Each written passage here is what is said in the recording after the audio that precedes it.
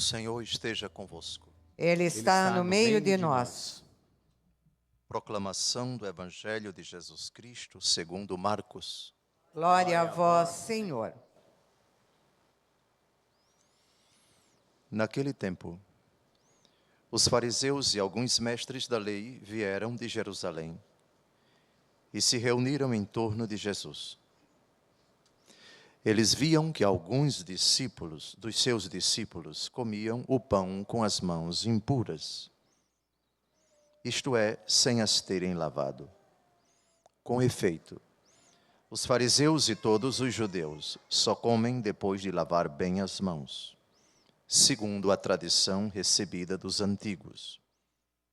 Ao voltar da praça, eles não comem sem tomar banho e seguem muitos outros costumes que receberam por tradição, a maneira certa de lavar copos, jarras e vasilhas de cobre.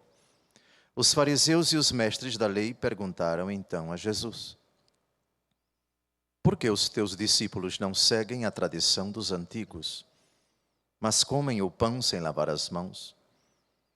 Jesus respondeu: bem profetizou Isaías a vosso respeito, hipócritas, como está escrito: este povo me honra com os lábios, mas seu coração está longe de mim. De nada adianta o culto que me prestam, pois as doutrinas que ensinam são preceitos humanos. Vós abandonais o mandamento de Deus para seguir a tradição dos homens. E dizia-lhes: vós sabeis muito bem como anular o mandamento de Deus, a fim de guardar as vossas tradições. Com efeito, Moisés ordenou: honra teu pai e tua mãe. E ainda, quem amaldiçoa o pai ou a mãe deve morrer. Mas vós ensinais que é lícito alguém dizer a seu pai e a sua mãe: o sustento que vós poderíeis receber de mim é corbã, isto é, consagrado a Deus. E essa pessoa fica dispensada de ajudar seu pai ou sua mãe. Assim, vós esvaziais a palavra de Deus com a tradição que vós transmitis. E vós fazeis muitas outras coisas como estas. Palavra da salvação. Glória a vós, Senhor.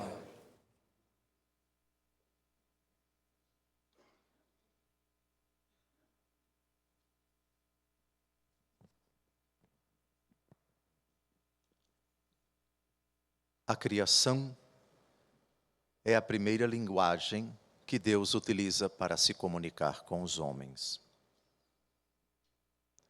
Uma linguagem muito bonita, uma linguagem fascinante, uma linguagem que leva o salmista a dizer, vislumbrando tudo aquilo que Deus fez, de forma particular o homem: ó Senhor nosso Deus, como é grande o vosso nome por todo o universo. Ovelhas, bois, rebanhos, todo o gado e as feras da mata, passarinhos, peixes dos mares, todo ser que se move nas águas, e de forma particular, Senhor, que é o homem, para dele assim vos lembrardes e o tratardes com tanto carinho. Mediante essa linguagem tão bela, a obra de Deus, particularmente o homem contempla, vendo a perfeição da criatura, a grandeza, a majestade, a onipotência, a onisciência do Criador. Mas a linguagem de Deus não se reduz àquilo que Ele faz. Deus também decide falar com os homens. A revelação positiva começa com Abraão. E Deus fala nos primórdios, primeiro diretamente aos patriarcas. Dirige mensagens claras, diretas a Abraão, depois a Isaque, depois a Jacó.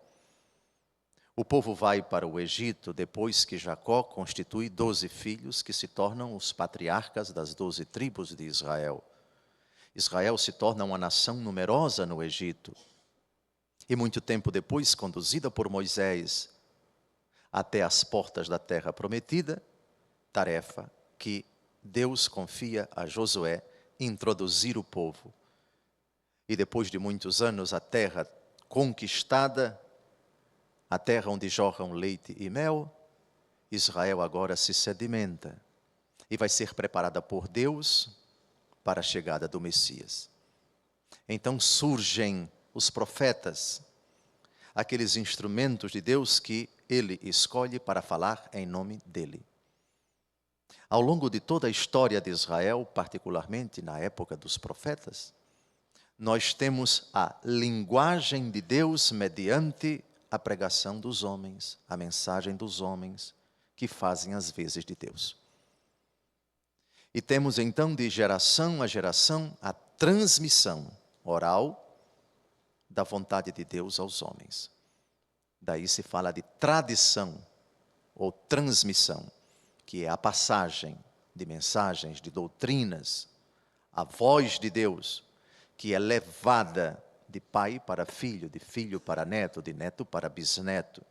E assim, com o passar das décadas, dos séculos e dos milênios, Israel consolida a fé no Deus cuja linguagem começa com a criação, depois se manifesta pela aliança, os mandamentos da lei, as ordenanças, se quisermos, do Senhor para o seu povo, e também como fonte de fé, como elemento crucial na compreensão da lei, a interpretação, a transmissão, os ensinamentos, particularmente dos profetas, mas também daqueles que Deus constituiu como responsáveis por essa tarefa árdua e ao mesmo tempo sublime, interpretar a linguagem de Deus, interpretar a voz de Deus. Ocorre que, com o passar do tempo, as tradições acabaram levando Israel a uma confusão quanto à compreensão da vontade de Deus. A tradição que devia permanecer fiel à vontade original de Deus, tanto na criação quanto na aliança, acabou multiplicando num casuísmo infinito, quase infinito, prescrições, normas, proibições, permissões, as interpretações, o ensino com o passar do tempo, acabou não apenas engessando a lei, mas tornando-a praticamente impossível de ser cumprida. E chegou ao cúmulo, Israel, de no tempo de Jesus, os ensinamentos posteriores, os ensinamentos que surgiram como fruto de uma interpretação, às vezes exagerada, às vezes oportunista, às vezes equivocada, rigorista, e outros adjetivos que nós quisermos utilizar, a lei se tornou então um fardo, um peso insuportável, a ponto de chegamos no evangelho que nós acabamos de ouvir, de a tradição acabar se tornando uma fonte para invalidar, anular a palavra de Deus. Dou um exemplo claro. Uma coisa é a observância do sábado no Antigo Testamento, que era o dia do repouso do Senhor. Sábado citado na primeira leitura de hoje. O problema não era a observância do sábado no tempo de Jesus, mas a interpretação que se dava à observância do sábado.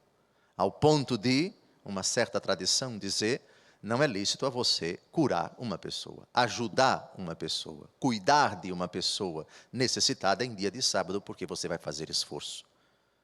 A interpretação, o ensino, a forma de compreender o mandamento de Deus, acabava impedindo que a lei obtivesse o seu resultado prático e imediato, na verdade, o sentido da lei, que era a caridade. Por isso, por exemplo, os fariseus ficavam indignados, os doutores da lei ficavam furiosos, porque Jesus curava em dia de sábado. O problema não era o sábado, nunca foi o sábado, mas a interpretação, as tradições dos antigos que acabavam tornando a observância do sábado uma incapacidade para se realizar a caridade.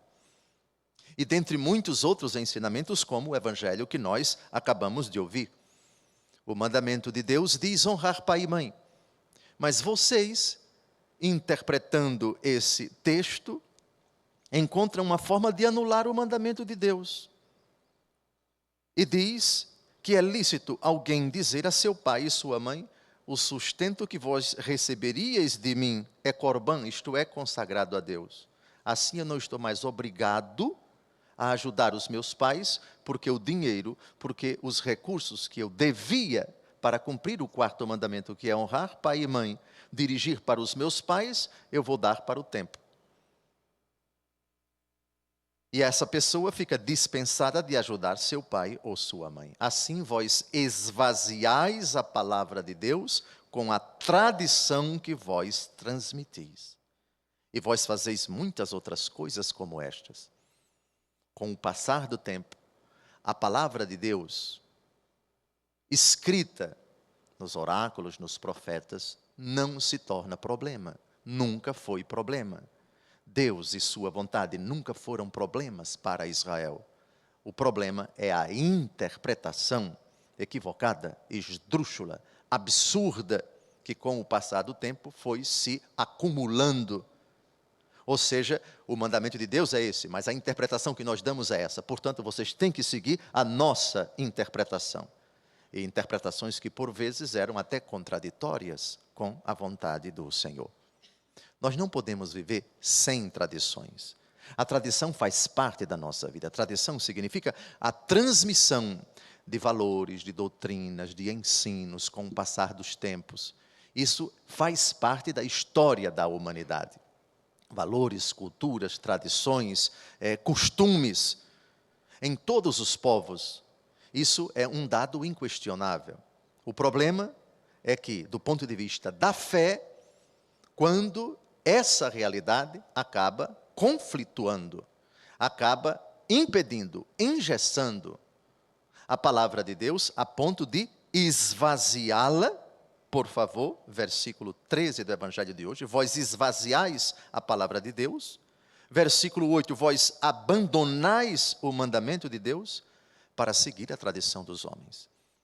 E nesse sentido, também a história da igreja tem apresentado, e a história das heresias, dos cismas dentro da igreja, nada mais, nada é, foi e será também, quando a tradição de grupos reduzidos de pessoas tenta se interpor à grande tradição, à autêntica tradição, à verdadeira tradição da igreja. E qual é a verdadeira tradição da igreja? E as três fontes da nossa fé são a palavra de Deus, escrita, a tradição, ou seja, a transmissão ao longo dos séculos, ao longo das gerações, dos ensinamentos dos apóstolos, eles que interpretaram a palavra do Senhor, porque foram testemunhas vivas da ressurreição, e as outras gerações transmitiram aquilo que os apóstolos transmitiram, e os apóstolos, por sua vez, transmitiram aquilo que o próprio Jesus transmitiu. 1 Coríntios capítulo 15, versículo 3, eu vos transmiti primeiramente o que eu mesmo havia recebido, que Cristo morreu por nossos pecados, segundo as Escrituras. Perceberam o que diz o apóstolo Paulo? Eu transmiti o que eu mesmo recebi. Ele não transmite aquilo que ele não recebeu, porque se fizesse isso, seria um herege. Ainda que um anjo pregasse um evangelho diferente daquele que eu vos preguei, que ele seja anátema. Assim começa São Paulo no prólogo da carta aos Gálatas. E São Paulo tem consciência de que aquilo que ele transmite, ele recebeu do Senhor. Reparem como a tradição permanece sadia, intangível, não deturpável, não deturpada, e, portanto, não degringola, não deturpa e não anula, nem esvazia a palavra de Deus. 1 Coríntios 11, 23, eu recebi do Senhor o que vos transmiti, que o Senhor Jesus, na noite em que foi traído, tomou o pão, etc, etc. Reparem a frase, eu recebi do Senhor o que vos transmiti. Os apóstolos tinham essa consciência. Eu estou transmitindo a vocês o que eu recebi. Eu não tenho o direito de transmitir outra coisa do que aquilo que eu recebi das tradições anteriores, das gerações anteriores. Por favor, o apóstolo Paulo fala da autêntica tradição da qual ele é protagonista. 1 Coríntios, capítulo 11, versículo 2. Eu vos louvo porque em tudo vos lembrais de mim e retendes as tradições, ou seja, os ensinamentos, assim como vos entreguei. Olha que preocupação, que zelo, que solicitude do apóstolo. Segundo aos Tessalonicenses, capítulo 2, versículo 15. Assim, irmãos, estais firmes e conservai as tradições que vos foram ensinadas, seja por palavra, seja por epístola nossa. Reparem a vigilância. Reparem aqui o escrúpulo até certo ponto, escrúpulo positivo dos apóstolos. Eles não podem jamais, não devem jamais e jamais fizeram no anúncio, na transmissão do que eles receberam. Eles não transmitiram algo alheio, algo que contradissesse, algo que conflituasse com aquilo que eles receberam. De Jesus para os apóstolos, dos apóstolos para os discípulos, para os bispos, e os bispos para os seus sucessores até os dias de hoje. Assim, a autêntica tradição é conservada na igreja. Segundo aos Tessalonicenses, capítulo 3, versículo 6. Intimamo-vos, irmãos, em nome do nosso Senhor Jesus Cristo, que eviteis a convivência de todo irmão que leve vida ociosa e contrária à tradição que de nós tendes recebido. Essas leituras de hoje são muito oportunas para os tempos difíceis que nós estamos vivendo, quando dentro da própria igreja, tradições mundanas, tradições pagãs, tradições que chegam ao cúmulo de interpretar a Bíblia a ponto de dizer que os valores exigentes dela estão todos superados. Dentro da nossa igreja existem falsas tradições, indevidas tradições, oriundas de um pensamento pagão e mundano, que chegam ao cúmulo de legitimar o que a Bíblia sempre disse como pecado. E o que a grande tradição da igreja sempre disse, isso ofende a Deus. Isaías capítulo 5, versículo 20. Ai daqueles que dizem ao doce é amargo, e ao amargo doce.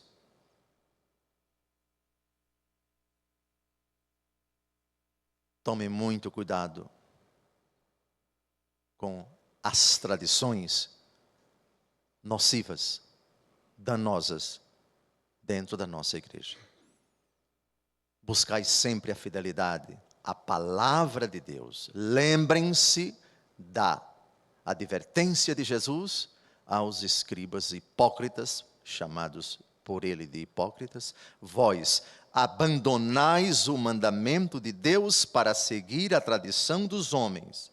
Vós esvaziais a palavra de Deus com a tradição que vós transmitis. Nenhuma tradição pode entrar em conflito com a palavra de Deus. Nenhuma tradição pode dizer aquilo é coisa do passado, a Bíblia é apenas um livro honorável, você segue se você quiser, você obedece se você quiser, faça aquilo que você quer, faça o que você sente. Jamais podemos fazer isto. A tradição tem o seu valor, enquanto ela é fiel à palavra de Deus.